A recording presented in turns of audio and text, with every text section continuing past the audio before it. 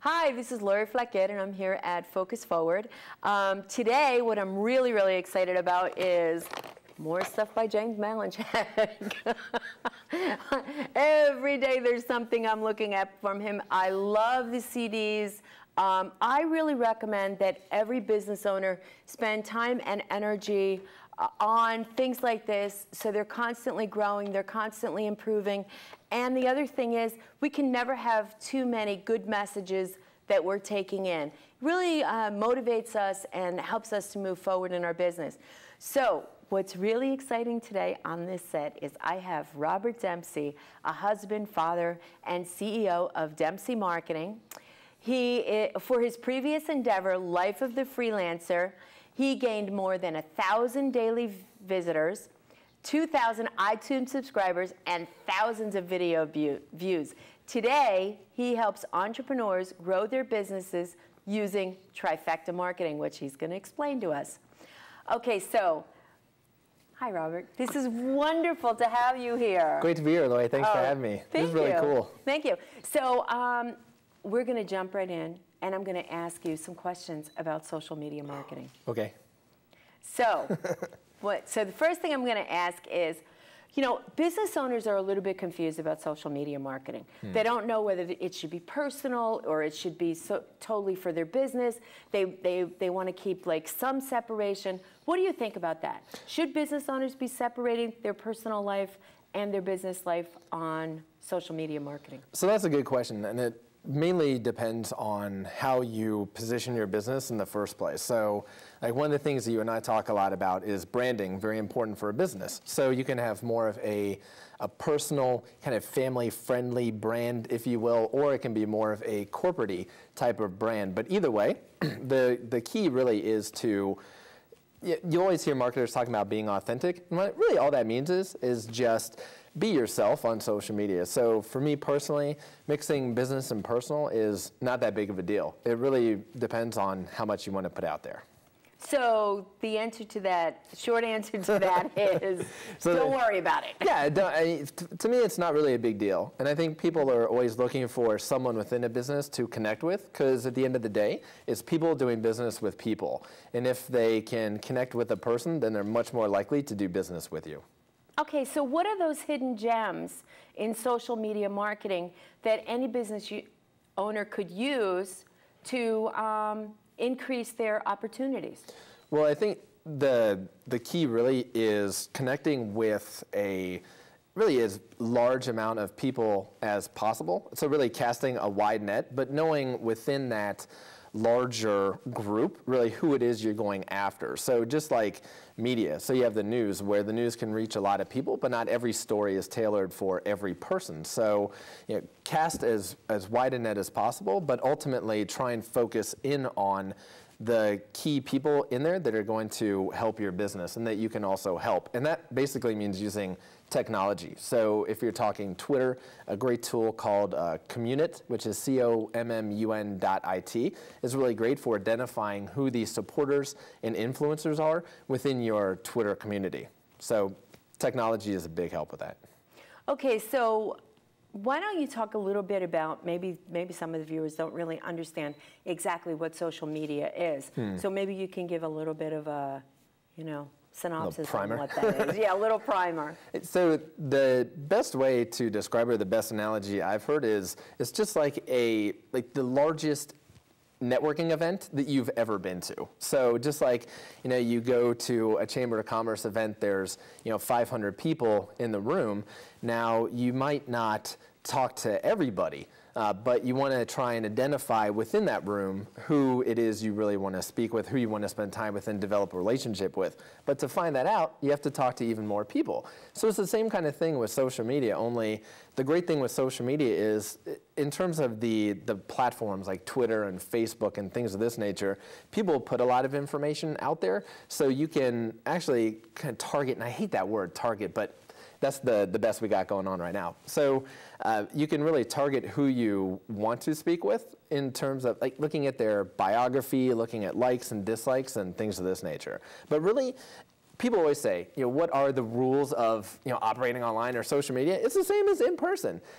Be yourself, talk with people, have those conversations. The back and forth is very important, and just put yourself out there, really. So I've heard, that's really good, but I've heard that what you should do is you should schedule, like you should have 3 tweets a day, you should have 5 Facebook updates, you should have do you believe that that's? Yeah, so there's all this, there's a lot of science behind it, and I know HubSpot, which is a company I was a customer of a number of years ago when they first got started, put out a lot of scientific information about, well, when you should put this stuff out. But really it depends on, again, who your target market is, who your ideal customers are, and when they might be online. And each social network is very different. So for instance, with Twitter, people use it, I like to use the analogy of drive-by, so people don't just sit on Twitter waiting for tweets to come through, because if you follow hundreds of people, you're going to have hundreds of updates, and your head will explode, like literally.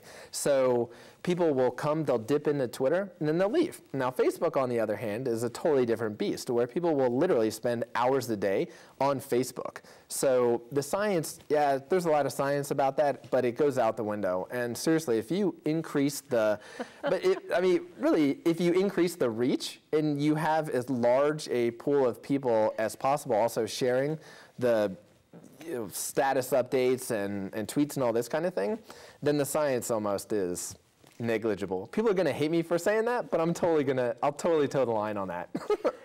That's the most amazing thing I think I've ever heard. Now I've heard it all. I am shocked to hear Robert, of all people, say that, because I think you're one of the most scientific people that I know when it comes to social media and the things that you do. So I'm amazed to hear that, but I totally agree with what you're saying. So tell us, what is one of the hottest things that a business owner can do right now that they might not be aware of with social media marketing?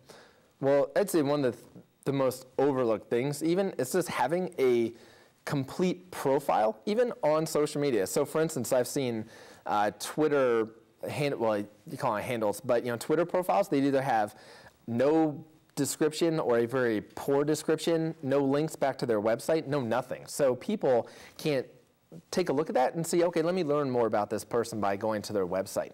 So just having a complete profile that actually describes who you are or what it is you do is very important right there. But in terms of like really hot stuff going on or whatnot, there's a couple of guys I know, Dino Duggan and Dan Christo, and they started this site called Triber.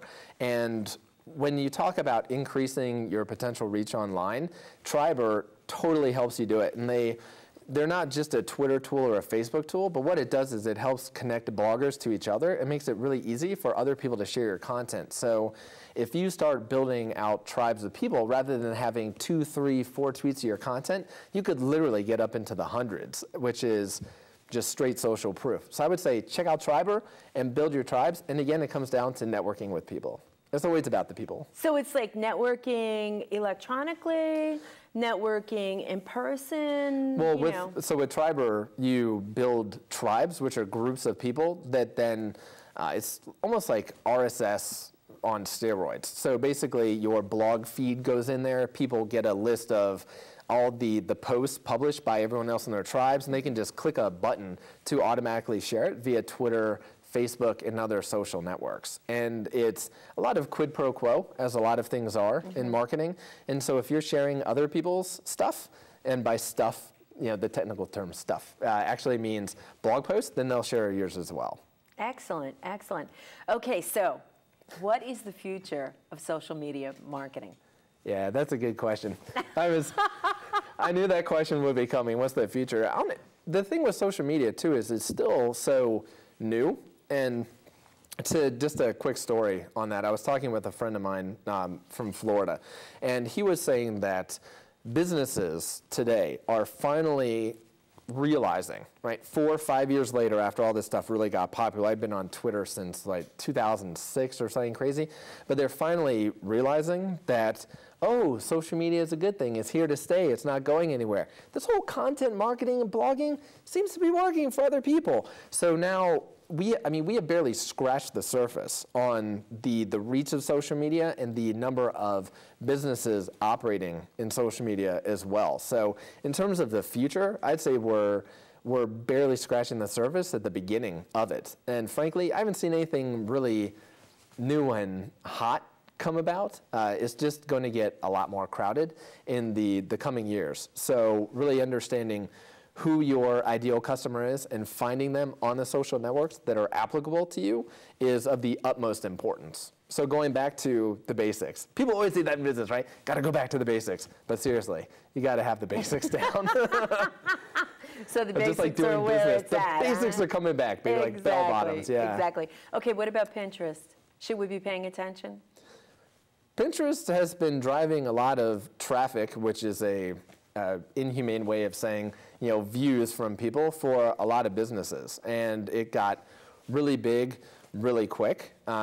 So for some of my clients, I'm recommending Pinterest because if you look at their demographic, which is mainly women, it's great if you understand how to speak to women, which is also why it's always great to speak with a woman that knows how to speak with the women, so you don't mess that one up, especially for the guys.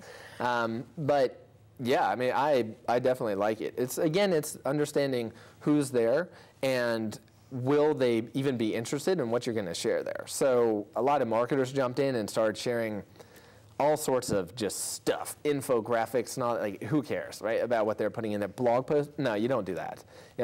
For anything, you always have to have a strategy, and that comes down to who you're trying to reach and what you're going to tell them. Well, I think it's also really important to be real. And when these marketers get on and they just start flooding whatever social media venue it is, people just, not only do they back off, but they say, you know what, I don't think I want to do business with those people. Totally. Whatever they're promoting, I don't really want. So now we have to switch gears. SEO. Is SEO dead? Absolutely not, no. And in fact, social media and SEO are combining more than ever now. So Google has infamously over 200 criteria that they use to rank a website, but anecdotal evidence suggests that social media is definitely one of those things. But no, everyone, the first thing anyone does, if they don't already have an authoritative source for the information that they want, they go to Google to look for it. Or I guess, there's Bing and Yahoo and what have you, but those are lesser. They'll hate hearing me say that too, but it's true.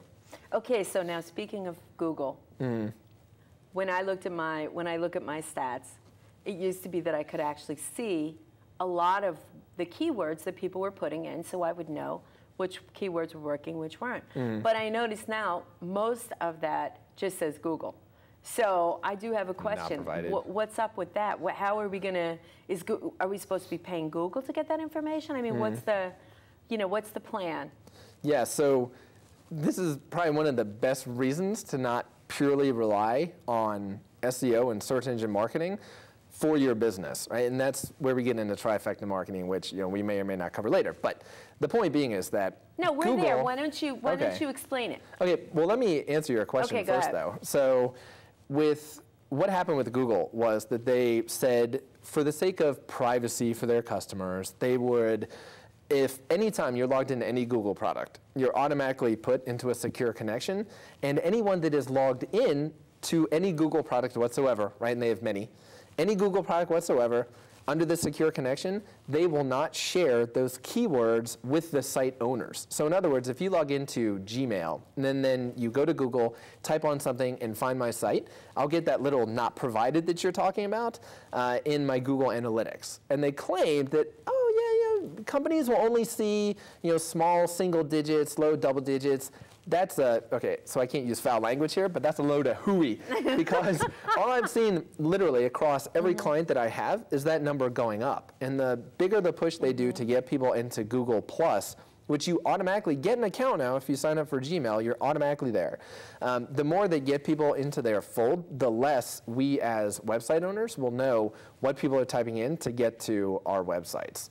So it doesn't really help. And then it's a matter of guesswork after that. Okay, almost every sentence that you come out with, I have a question. This show could go on forever. Let's keep it simple. So I'm going to try to keep focused here because I want to dive in and ask a lot of questions. So tell us about Trifecta Marketing. Yeah, so what I found in my 13 plus years of working for myself and some other people along the way is that really to be successful with marketing, you have to be doing a whole lot of stuff at once. And the way that I kind of break that down as a whole lot of stuff is into 3 distinct areas of marketing, which I call passive, active, and proactive. So some examples of passive marketing would be things like search engine optimization, some online advertising, where what I mean by that is, right, you publish a blog post, it's search engine optimized, but it's not going to instantly rank.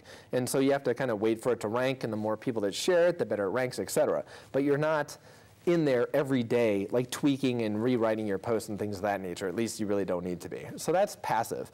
Active marketing would include things like being actively building your social media community. So going into Twitter, having conversations, following more people, creating lists, using a tool like Communit to thank your supporters and people of that nature. So you're actually doing things kind of on a daily basis. Now, proactive marketing, which is the 3rd layer of this marketing cake, if you will, is something that was created by a guy called Chet Holmes, which is a Dream 100 effort, which is one of the things. I would include PR kind of in proactive, because for PR, and you know more about that than I do, but you're creating those relationships with reporters and actively pursuing those. But a Dream 100 effort is pretty cool. What it is that you identify your top 100 clients or 50 or 25 people that you want to go after. You then create a 6 to 9 month communication strategy where every 2 weeks you are sending them something. And I don't mean emails for the most part, I mean direct mail. So we're going old school with it. So really you got to use things from tactics really from each of these 3 categories and put them together into a strategy, which to me, I think if anyone wants to be successful, you got to be looking at least 12 months of just sustained effort to be able to do things. To get people in the door, really. Well, Dan Kennedy is touting the direct response marketing like I've never seen before. I mean, now he's really incorporated social media into it, and he's incorporated also emails. But he's, always been a big fan of the direct market, direct mail. So, they've also adjusted to try to incorporate more of kind of the new in marketing. But I still get stuff from them, twice a week in the mail. They must have some mail budget. But anyway, so looking at that, that seems like it's really, because I always believe in like a push-pull marketing effort, but this seems like it's even more, would be even more effective.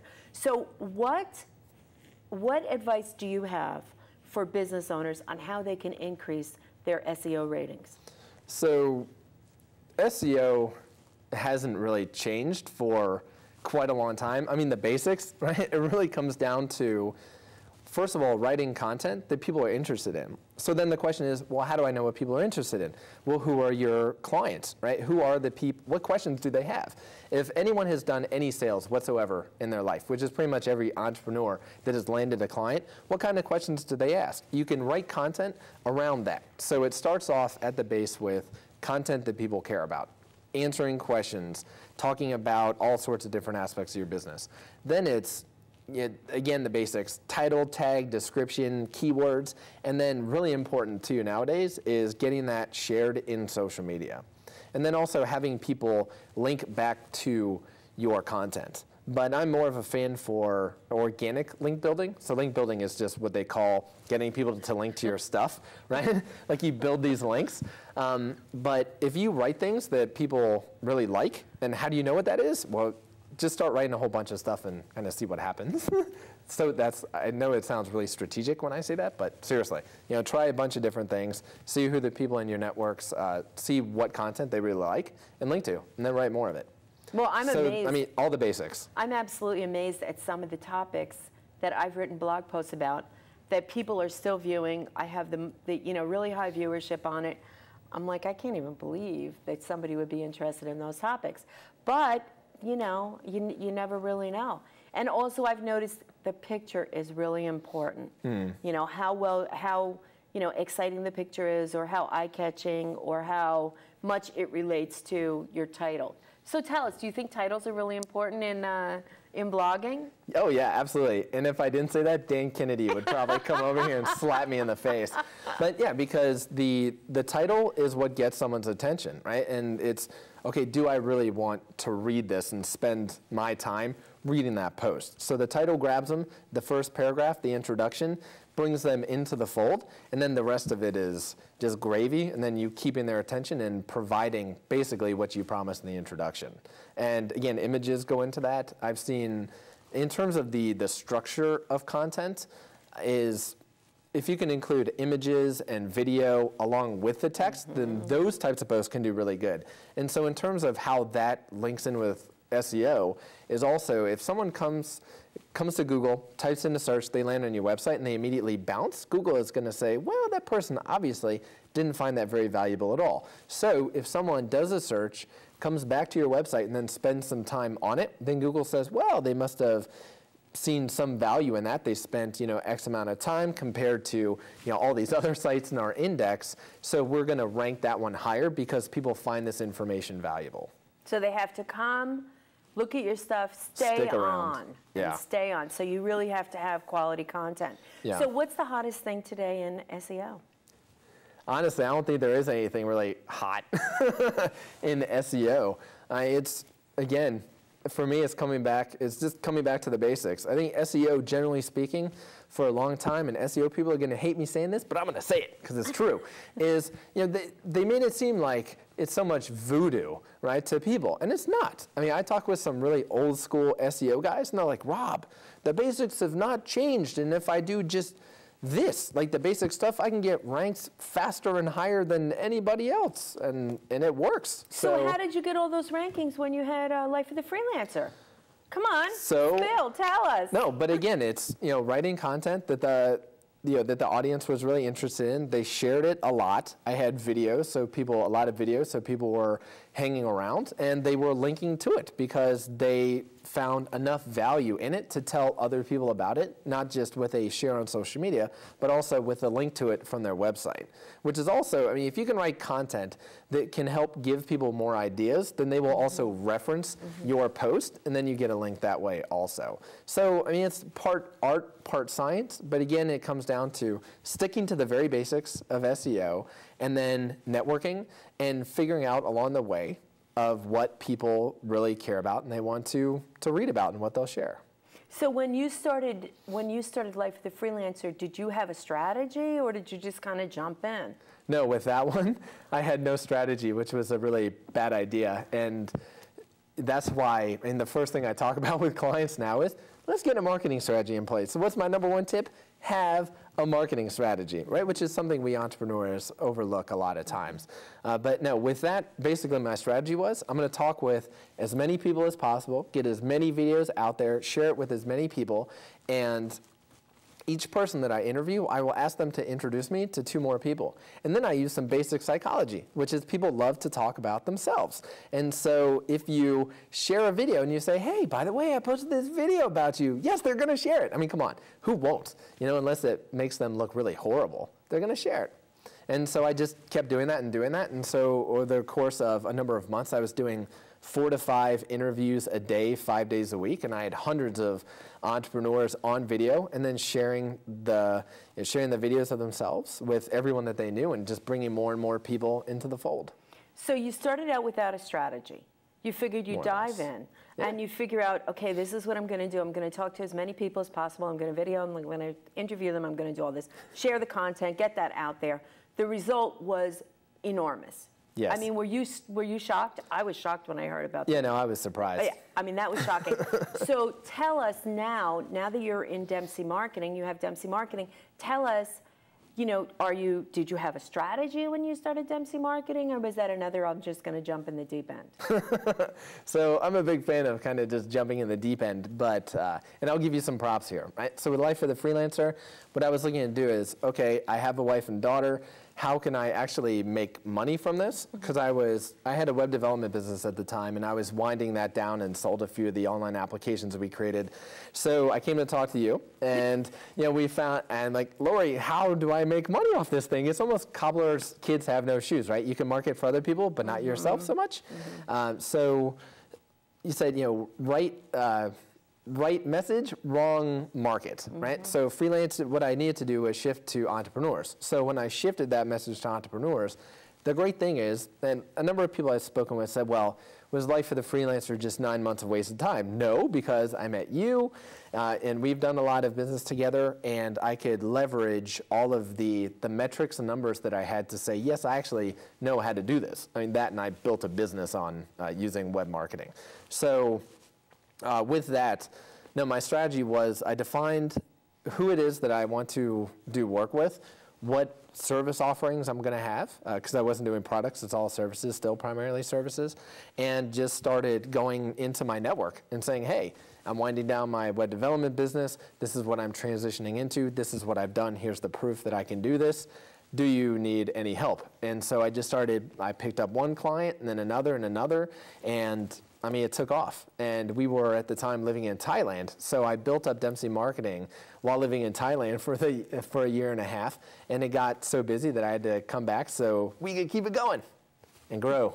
Well, I remember when that was taking place, it was Christmas. I know it was Christmas because I was staying at my sister's on the farm, and we were having that conversation. I'm like, nope, perfect idea, great service, great market is off. So we adjusted the market, and look at what's happened. But, you know, I talk to a lot of people. I don't always listen to a lot of people, you know, that I would invest my time and my energy into. So one of the things, what? You know that? I said, I have noted that now. I'll remember that. But one of the things that was really important was the growth, the amazing growth that you had with Life of the Freelancer. And as I watched that, I said, this guy's got it. He's got it here.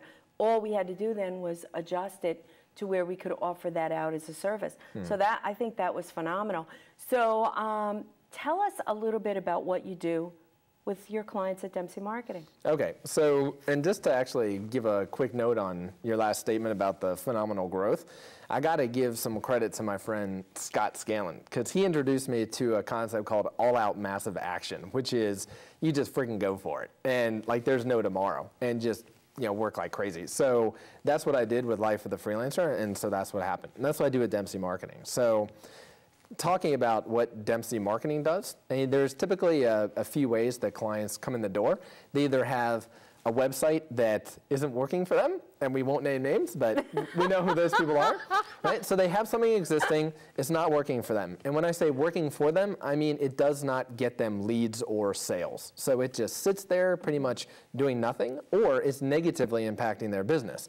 So that's number one. Or number two, they are starting a business, right? They've figured out, what am I going to sell? How much is it going to cost? Who am I going after? Right? So they have the basics of business, and then they come to me initially for a website, because that's what everyone thinks they need, and then we go into a long-term marketing strategy, which is really the core of what we do. The trifecta, in effect. Excellent. All right, so in looking at that, since this is what you do so well, what tips do you have? You're welcome. What tips do you have for the average business owner to maximize their online marketing? I would say the first thing is don't try and do it all yourself. One of the things that I realized when I was in Thailand, and it took a lot of, I wouldn't say ego bruising, right? But I had to knock some holes down in my ego as an entrepreneur to understand I cannot do everything by myself. And I think a lot of we entrepreneurs will try and do literally everything by ourselves, and things just fall by the wayside. So understand that it's not, you know, you're not lesser because you can't do absolutely everything yourself. So find a marketing consultant that can develop a long-term strategy for you, and then stick with the strategy. Keep working, but make sure all the metrics are in place. So that would be my biggest tip, because I think a lot of entrepreneurs just don't have the time to do any of it themselves. So find someone that you trust that can help you out. Well, that's great. Thank you. Okay, we've been here today with Robert Dempsey of Dempsey Marketing, and this has been a phenomenal show. Thank you so much. So we are signing off. Thanks so much for watching.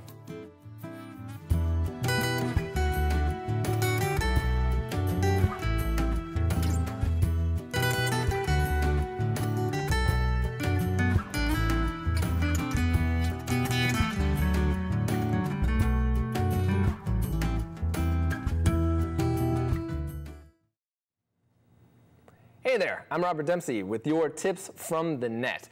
And today I just want to talk very quickly about marketing strategy. And rule number one in marketing strategy is actually having a marketing strategy. Yes, I know that might go without saying, but seriously, as busy entrepreneurs, we get caught up in the day-to-day activities of our business, and we tend to put marketing on the back burner. And marketing is what will bring in the leads and sales to your business.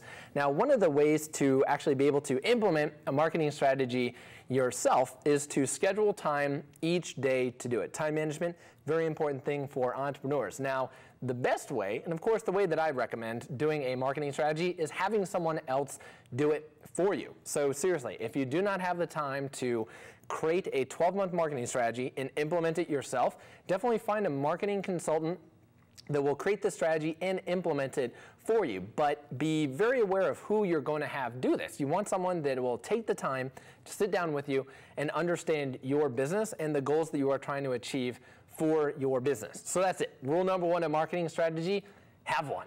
And then rule number two would be do it. So that's it for today, and I will see you on the next tips.